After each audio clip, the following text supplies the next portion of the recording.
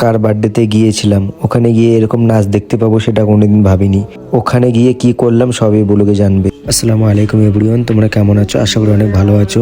তো আবার একটা ছোট মিনি ব্লগ নিয়ে তোমাদের সামনে চলে আসলাম। তো হোটেল থেকে ফোন আসলো, তাড়াতাড়ি বাইরে পাঠিয়েছে, ডিউটি যেতে লাগবে। তাড়াতাড়ি রেডি হয়ে হোটেলে চলে আসলাম। সব টেবিল নিচে নামাতে লাগবে, তাই তাড়াতাড়ি কাজে লেগে পড়লাম। এগুলো সব গাড়িতে লোড করতে লাগবে। তো ফাইনালি গাড়ি এসে গেছে। তো সব সামান গাড়িতে লোড করে নিয়েছি। তো সামনের গাড়িটা আমাদের, ওখানে জায়গা ছিল না, তাই আমরা অন্য গাড়িতে চলে যাচ্ছি। তো কিছু সামান নামিয়ে নিলাম। তো রাতে এখানটায় ডান্স হবে। তো তাড়াতাড়ি করে সবাই কাজ করতে লাগলাম। তো ফাইনালি আমাদের কাজ শেষ।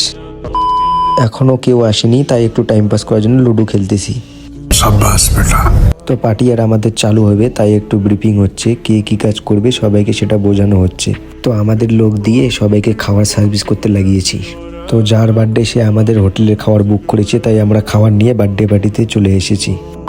পার্টিতে এসে এমন হয়েছে ভাই, যাকে দেখি তাকে পছন্দ হয়। এদের নাচ দেখে তো আমি ফিদা হয়েছি ভাই। বলবো ভাই, খাবার লাগিয়েছি 10টার সময়, সে খাবার খাচ্ছে এরা 5টার সময়। কাজ করতে যাচ্ছে, কাজ তো করতেই লাগবে। এখনো আমাদের অনেক কাজ বাকি আছে। ঠান্ডায় আমার গালা খারাপ হয়ে গেছে ভাই। ব্লগটা এখান থেকে শেষ করতেছি ভাই। ব্লগটা যদি ভালো লেগে থাকে তাহলে লাইক, কমেন্ট, শেয়ার করে দিও। আর এরকম ব্লগ দেখতে চাইলে আমার ফেসবুক পেজটাকে ফলো করে দিও। দেখা হচ্ছে নেক্সট ব্লগে।